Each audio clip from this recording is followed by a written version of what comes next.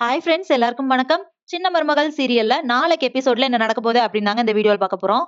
போஸ், காவியா கல்யாணத்த எப்படி நிறுத்துறது அப்படின்னு சொல்லிட்டு ஒரு பக்கம் காவியா யோசிச்சுட்டு இருக்காங்க. இன்னொரு பக்கம் வந்துட்டு அவங்க போஸோட அம்மாவும், அவங்க அக்காவும் என்ன பிளான் பண்றாங்கன்னா, அந்த பணத்த ரூ. 1,00,00,000 கேட்டு வாங்கிரலாம் இப்பவே. ஏன்னா ஒரு வேளை கல்யாணம் நின்றுச்சு அப்படின்னா அந்த பணமும் நமக்கு கிடைக்காம போயிரும்ல.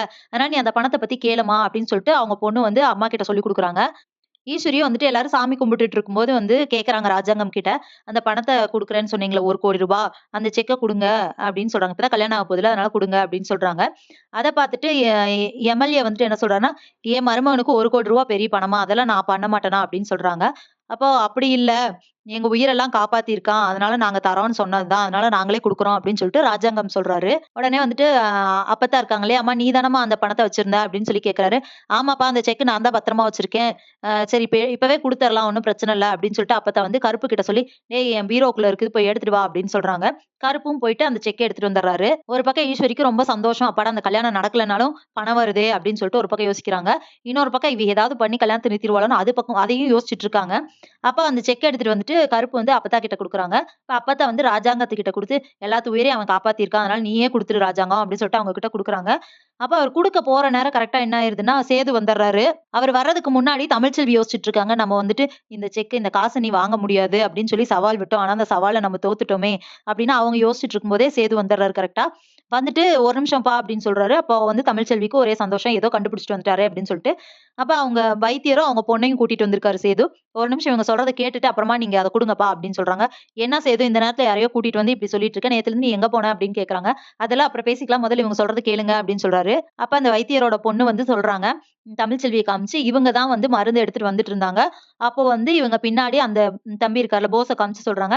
அவர் வந்து ஒரு கட்ட எடுத்து இவங்க தலையில அடிச்சுடுறாங்க. அப்ப அவங்க வந்து மயக்கம் போட்டு விழுந்துட்டாங்க.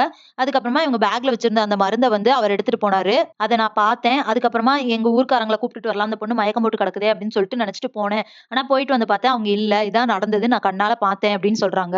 உடனே வந்துட்டு ஈஸ்வரி அத கேட்டுட்டு, என் பையனுக்கு பணம் கிடைக்கக்கூடாது அப்படின்னு சொல்லிட்டு இந்த சேது வந்து இப்படி டிராமா பண்றான். யாரையோ கூப்பிட்டுட்டு வந்து அப்படி இப்படின்னு சொல்ல சொன்னா நாங்க நம்பிருவோமா? நீங்களே ஆள் செட் பண்ணி கூட்டிட்டு வந்திருக்கீங்க அப்படிங்கிற மாரி சேது பொய் சொல்றாரு அப்படின்னு சொல்லிட்டு ஈஸ்வரி சொல்றாங்க. அப்ப சேது வந்துட்டு சரி நான் சொன்னது பொய்யாவே இருக்கட்டும். இப்ப நான் எல்லாத்துக்கு முன்னாடி ப்ரூவ் பண்றேன் பாருங்க அப்படின்னு சொல்லிட்டு 2 செடிய கொண்டாந்து காமிக்கிறாரு போஸ் கிட்ட. இந்த 2 செடி இருக்கு இல்லையா? நீ தானே மருந்து எடுத்தேன்னு சொல்ற. அப்ப இந்த 2 செடியில எதுல இருந்துச்சு அந்த மருந்து? அந்த விதைய எடுத்த அப்படின்னு சொல்லி கேட்கும்போது, எனக்கு தெரியாதா நான் தானே எடுத்துட்டு வந்தேன் அப்படின்னு சொல்லிட்டு ஒரு செடிய கைய காமிக்கிறாரு. சோ இதுல இருந்து தான் நீ விதைய எடுத்துட்டு வந்த அப்படின்னு சொல்லி சேது கேட்கிறாரு. ஆமா அப்படின்னு சொல்லிட்டு போஸ் சொல்றாரு. இதுல இருந்தே தெரியுதா? ஆக்சுவலா வந்துட்டு இந்த விதை எங்க இருந்துச்சு தெரியுமா? அது இந்த வைத்தியர் சொல்லுவார் கேளுங்க அப்படின்னு சொல்லும்போது, அந்த வைத்தியர் வந்து இந்த விதை வந்து செடியிலயோ, மரத்திலயோ எல்லாம் கிடையாது. அந்த அ வண்டு இருக்கு இல்லையா? அந்த வண்டோட கூட்டுக்குள்ள இருந்து எடுக்கிறது தான் இந்த இது. அதுவே இந்த பையனுக்கு தெரியல. அப்ப இந்த பையன் வந்துட்டு எப்படி போய் மருந்து எடுத்திருப்பாரு? அப்ப அவர் சொல்றது பொய்ன்னு எல்லாத்துக்கும் தெரிஞ்சுச்சா? அப்படின்னு சொல்றாங்க. அப்ப ராஜாங்கம் வந்து ஷாக் ஆயிர்றாரு. அப்ப இவ்ளோ நாளா எல்லாத்து உயிரையும் காப்பாத்துனான்னு சொல்லிட்டு எல்லாருமே தலையில தூக்கி வச்சுட்டு இருந்தோமே. ஆனா இவ்ளோ பெரிய பொய் சொல்லியிருக்கான். அதுவும் அந்த பிள்ளை மருந்து எடுத்துட்டு வந்த பிள்ளைய தலையில அடிச்சு, அந்த மருந்து எடுத்துட்டு வந்து நல்ல பேர் வாங்கியிருக்கான். இது எவ்ளோ பெரிய அசிங்கம். இவன் இந்த வீட்லயே இருக்கக்கூடாது அப்படின்னு சொல்லிட்டு ராஜாங்கம் கோவத்துல கத்துறாரு. சோ இதுக்கப்புறம் என்ன நடக்க போகுது அப்படிங்கிறத இனி வர்ற வீடியோல ஒண்ணு ஒண்ணா பார்க்கலாம் ஃபிரெண்ட்ஸ். அதுவரைக்கும் வெயிட் பண்ணுங்க. நன்றி, வணக்கம்.